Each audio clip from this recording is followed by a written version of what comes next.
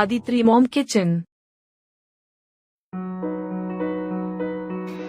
Welcome back to my channel. বন্ধুরা, আশা করি সকলেই খুব ভালো আছো এবং সুস্থ আছো।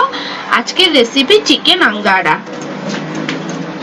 চিকেন আঙ্গারা তৈরি করতে আমাদের যে সমস্ত ইনগ্রেডিয়েন্টস গুলো লাগছে সেগুলো হচ্ছে শুকনো লঙ্কা, গোটা জিরে, ধনে, কাঠবাদাম, কাজু, গোলমরিচ, এলাচ, লবঙ্গ, জয়িত্রী, দারচিনি।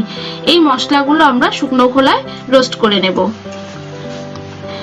আদিত্রি মম কিচেন যেসব বন্ধুরা এখনো সাবস্ক্রাইব করনি তারা কিন্তু অবশ্যই সাবস্ক্রাইব করবে, তাহলে কিন্তু নিত্য নতুন রান্নার রেসিপিগুলো তোমাদের কাছে খুব সহজেই পৌঁছে যাবে। আর আমার চ্যানেলটি কিন্তু লাইক এন্ড শেয়ার করতে ভুলবে না। শুকনো খোলায় আমরা মশলাটা ভালো করে ভেজে নিচ্ছি। গ্যাসের ফ্লেমটা কিন্তু কমিয়ে দিয়েছি আর খুব সুন্দর একটা স্মেল বেরিয়েছে। মশলাটা এখন মিক্সিতে গুঁড়ো করে নিলাম।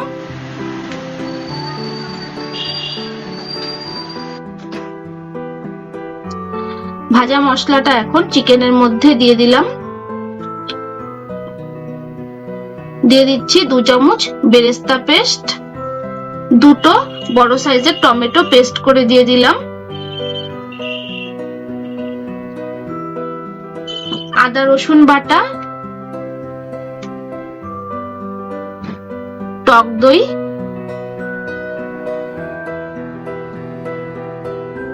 Kashmiri red chilli powder. তোমরা যে কোনো লঙ্কার গুঁড়ো ইউজ করতে পারো বা লঙ্কা পেস্টও ইউজ করতে পারো।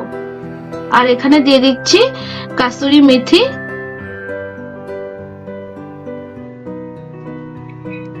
পরিমাণ মতো নুন।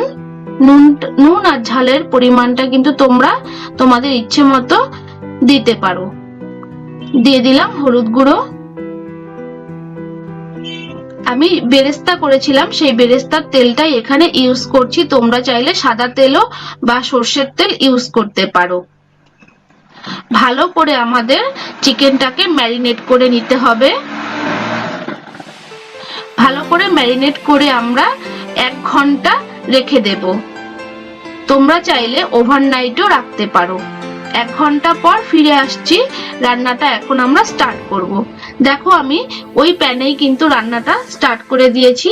আর এটা কোনো রকম তেল বা কোনো কিছুর প্রয়োজন নেই বা আলাদা কড়াইতে করার কোনো প্রয়োজন নেই। এভাবেই আমরা চিকেনটাকে বসিয়ে দেব। গ্যাসের ফ্লেমটা হালকা মিডিয়াম রেখে আমাদের রান্নাটা করতে হবে।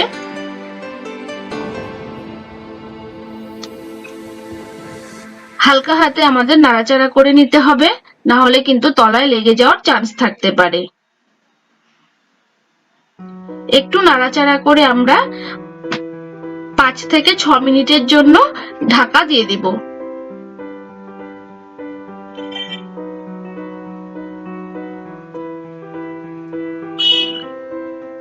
আবারও 3-4 মিনিটের জন্য ঢাকনাটা দিয়ে দিলাম।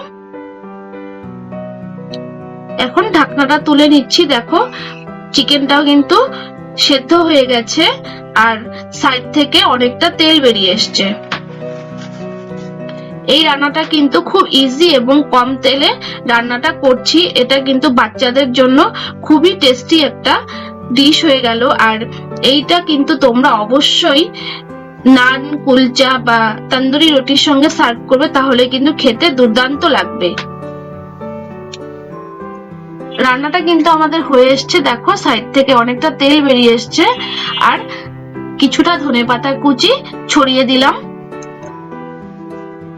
আর একটু নাড়াচাড়া করে নিচ্ছি। রান্নাটা হয়ে যাওয়ার পর গ্যাসের ফ্লেমটা কমিয়ে দিয়ে দেব একটা কয়লার টুকরো। কয়লাটা আমি একটু আগুনে ধরিয়ে নিয়েছিলাম। একটা বাটির ওপর কয়লার টুকরোটা দিয়ে কিছুটা পরিমাণে ঘি দিয়ে দিলাম, তাহলে কিন্তু একটা স্মোকি ফ্লেভার আসবে আর খেতে কিন্তু দুর্দান্ত লাগবে। দেখো, আমাদের রান্নাটা হয়ে গেছে। এখন আমি গ্যাসের ফ্লেমটা অফ করে এভাবেই 5 থেকে 6 মিনিট রেখে দেব।